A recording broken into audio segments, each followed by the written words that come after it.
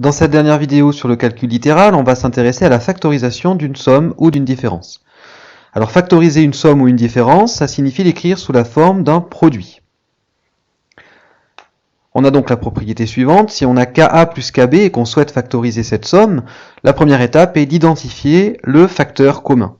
Ici, le facteur commun est identifiable, il s'agit de la lettre K. On a donc que KA plus KB est égal à K multiplié par, entre parenthèses, A plus B. Autrement dit, si on simplifie cette écriture, on obtient que KA plus KB est égal à K facteur de A plus B. Alors voici quelques exemples. Premier exemple, si on veut factoriser 5x plus 5y. Nous recherchons ici le facteur commun. Le facteur commun, c'est 5. Donc on peut dire que 5x plus 5y est égal à 5 multiplié par, entre parenthèses, x plus y, ou encore 5 facteurs de x plus y. Deuxième exemple, 3b moins 5b. Ici, le facteur commun, c'est b. On le retrouve dans les deux termes de la différence. On peut donc factoriser par b, et on obtient b multiplié par, entre parenthèses, 3 moins 5. Mais 3 moins 5, c'est calculable, ça fait moins 2.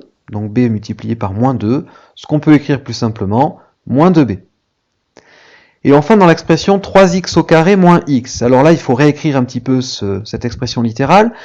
3x au carré peut être réécrit 3x fois x, et moins x peut être écrit moins 1 fois x.